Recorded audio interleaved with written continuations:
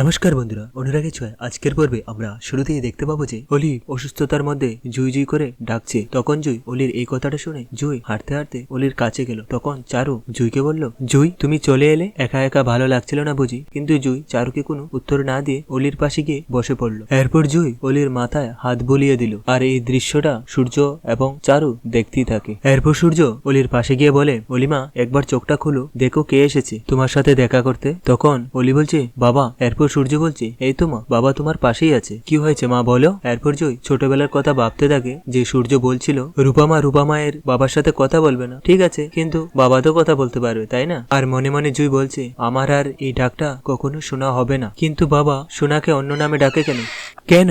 আর বলছে, তুমি ভালো হয়ে যাও হিংসুকুটি, তোমার থেকে আমার সবকিছু জানতে হবে, তাড়াতাড়ি ঠিক হয়ে যাও। এমন সময় দরজার কলিং বেল বাজে আর সূর্য দরজার কলিং বেল আওয়াজ শুনে গিয়ে দরজা খুলে দেখে সাক্ষ্যদীপ স্যারকে। এরপর সূর্য সাক্ষ্যদীপ স্যারকে বলে, মিস্টার সরকার আপনি? আর বলছে, আসলে আমি এক প্রকার নিরুপায় হয়ে আপনার মেয়েকে আমি এখানে নিয়ে এসেছি, আপনি প্লিজ কিছু মনে করবেন না। তখন সাক্ষ্যদীপ স্যার বলল, ইটস ওকে, ঠিক আছে ডোন্ট মাইন্ড। এমন সময় সূর্য দেখতে পেল দীপাকে, যে দীপাও এখানে এসেছে। এরপর সূর্য দীপাকে বলছে, দীপা তুমি এখানে এসে খুব ভালো করেছো দীপা। আর বলছে, এসো। যখন দীপা অলির কাছে যাবে তখন চারু দীপার পথ আটকিয়ে দেয়। এমন সময় সূর্য বলছে, এই কি করছো চারু? তখন চারু দীপাকে বলে, ও তোমাকে দেখলে রিয়েক্ট করবে, এখন ও অসুস্থ। এসজি আমি তোমাকে অপমান করছি না, আর আমি নিজের অধিকার ফলানোরও চেষ্টা করছি না। অলি ঘরের মধ্যে তোমার আর এসএস এর আর জুয়ের নাম বলছে, আর অলি জুয়ের বাড়ি বয়ে বলে এসেছে যে ওর মায়ের কথা কল্পনা করে ও কাউকে জানাতে চায় না যে তুমি ওর মা, যে ওকে মারতে। তখনই দীপা বলছে, আমি ওকে মারতে চাইনি। এমন সময় সূর্য বলে, কি বলছো কি চারু তুমি?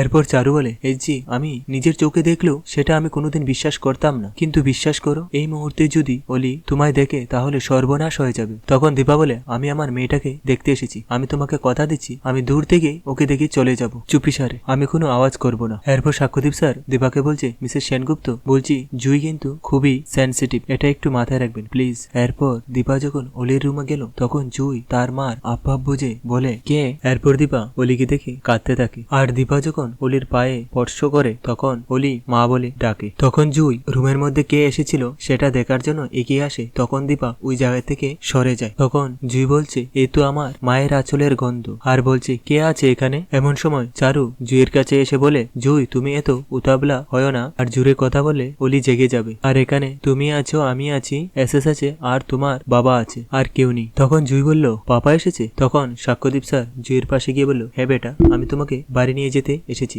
এরপর চারু জুইকে বলছে, জুই এখানে এসে বসো। এরপর দীপা অলির পাশে গিয়ে অলির মাথায় হাত বুলিয়ে দেয়। এরপর অলি তার মায়ের ছোঁয়া পেয়ে মা বলে ডাকে। তখন জুইও অলির মাথায় হাত দেয়। তখন জুইয়ের হাত দীপার হাতের সঙ্গে স্পর্শ হয়ে যায়। আর জুই বলছে, এ কে, কার ছোঁয়া? এরপর দীপা অলির মাথায় থেকে হাতটা সরিয়ে নেয়। এমন সময় চারু বলে, জুই আমি। এরপর দীপা আবার অলির মাথায় হাত বুলিয়ে দেয়। তখন অলি ঘুমের মধ্যে বলছে, খুব ভালো লাগছে। আর বলছে, কার ছোঁয়া, কে এসেছে? এমন সময় চারু বলে, এই তো অলি, জুইয়ের বাবা এসেছে, আর কেউ নয়, আর তুমি ঘুমো। তখন জুই মনে মনে বলছে, যে বসে আছে সে কথা বলছে না, আর যে কথা বলছে সে চারু এখানে নেই, তাহলে খাটে কে বসে আছে? আমার মনে হচ্ছে আরো কেউ এসেছে। এমন সময় অলি ঘুমের মধ্যে বলছে, এত আরাম হচ্ছে যেন সব কষ্ট চলে গেছে। এরপর সূর্য অলির এই কথাটা শুনে দীপা আগের কথা ভাবতে থাকে যে রূপা আর সোনাকে এইভাবে দীপা আগে ঘুম পাড়িয়ে দিত। এরপর দীপা অলির পাশে থেকে সরে যায়। তখন অলি বলছে, চারু তুমি আমার মা, আর কাউকে কাছে আসতে দিও না। আর বলছে,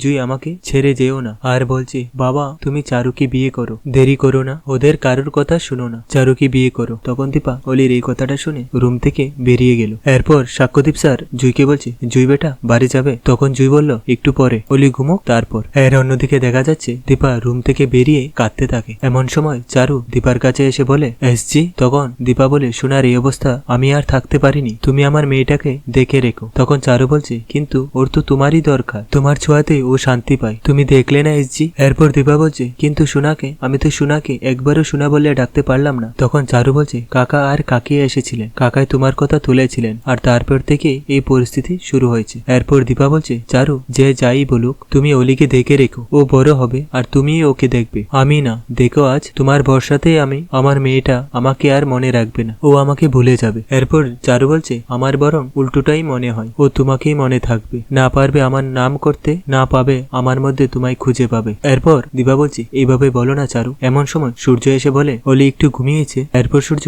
দীপাকে বলছে তুমি এসে খুব ভালো করেছো। তখন দীপা সূর্যকে বলে আপনারা দুজনই খুব ভালো থাকবেন অলিকে নিয়ে। এই কথাটা বলে দীপা এখান থেকে চলে যায়। এরপর চারু আর সূর্য অলির রুমে যায়। এমন সময় জুই সাক্ষ্যদীপ স্যারকে বলে পাপা ঘরে কে আছে পাপা?